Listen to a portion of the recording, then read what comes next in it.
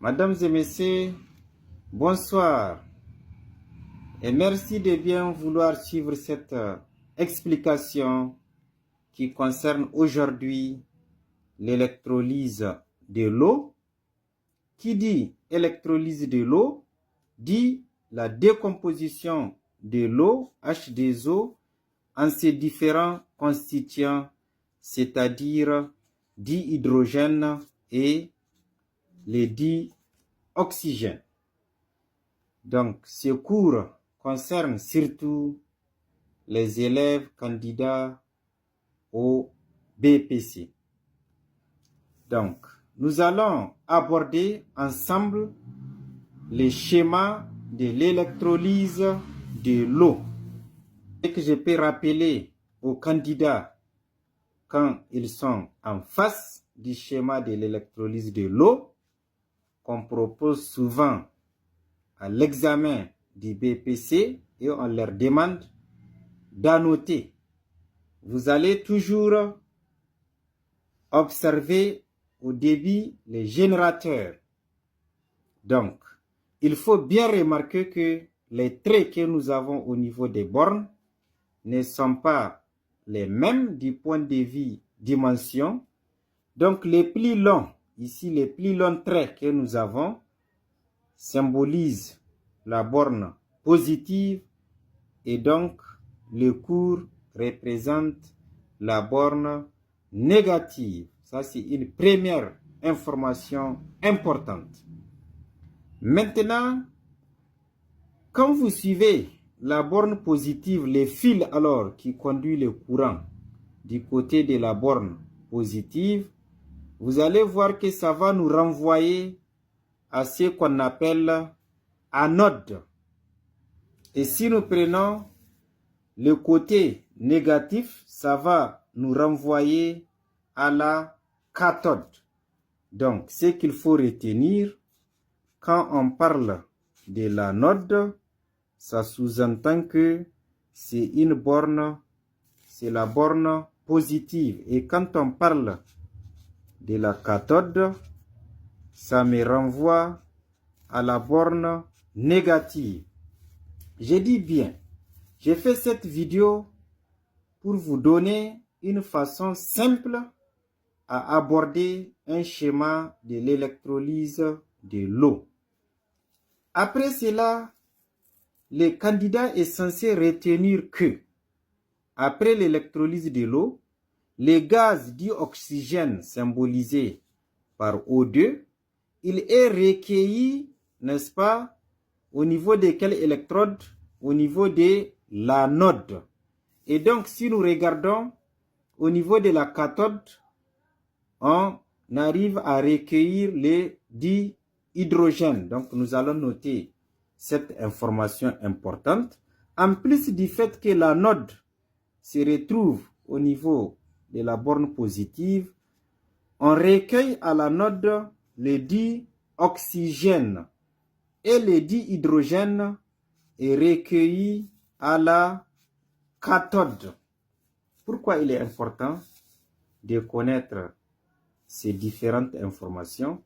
Il peut arriver que, au cours d'une évaluation, qu'on vous donne cette information en disant que, après l'électrolyse de l'eau, on a recueilli un gaz. Vous voyez qu'on n'a pas précisé quel gaz exactement. On a recueilli un gaz et on dit à l'anode par exemple. Un gaz à l'anode.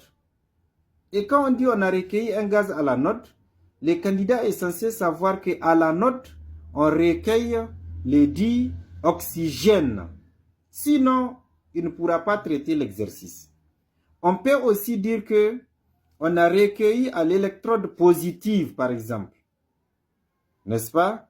Un gaz. Et quand on dit l'électrode positive, je suis censé savoir qu'on parle toujours de l'anode. Voilà là où se situe le problème quand vous abordez les exercices. Maintenant, après ces différentes informations, vous voyez avec moi que nous avons ce qu'on appelle interrupteur. Donc, nous avons une lampe témoin. Nous avons l'électrolyseur et nous avons l'eau plus la soude. Et là aussi, au cours d'une évaluation, on peut vous demander le rôle de la soude. Donc NaOH, quand on met le NaOH dans l'eau, ça donne une solution d'hydroxyde de sodium, c'est-à-dire Na plus OH moins. Et comme le milieu sera ionique, donc ça va bien sûr faciliter les passages du courant électrique. Il est donc important par la suite que chaque candidat arrive à connaître comment établir l'équation bilan de la réaction. On parle de l'électrolyse de l'eau, donc ça veut dire que la molécule de H2O sera décomposée en HD et O2, donc c'est-à-dire en ces différents constituants. Une fois qu'on écrit l'équation bilan de la réaction, il est important de l'équilibrer. Et là, vous voyez avec moi qu'on a des atomes d'oxygène côté produit. Donc là, il faut multiplier la molécule de H2O par 2 pour avoir 2 oxygènes. Et dans ces cas, l'hydrogène, on aura 4 atomes. Donc là, il faut nécessairement multiplier par 2 pour que nous ayons également 4 hydrogènes.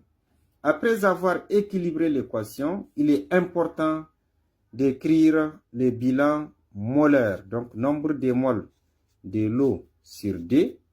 Là, au lieu de E qui symbolise l'eau, je peux mettre H2O. Donc, ça sera égal le nombre de moles de HD sur 2. Et enfin, nous allons dire que c'est la même chose que le nombre de moles de OD sur 1. L'intérêt ici, si nous connaissons la masse de l'eau en grammes, au départ, nous pouvons déterminer, connaissant grand thème de l'eau qui est 18 grammes par mol, on peut donc déterminer le nombre de moles de H2O. Et connaissant le nombre de moles de H2O, on peut déduire le nombre de moles de HD.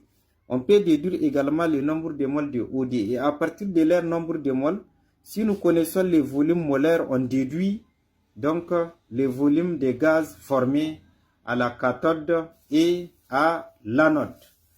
Donc voilà ce que nous pouvons dire par rapport à l'électrolyse de l'eau. Merci pour votre compréhension et de bien vouloir retenir correctement.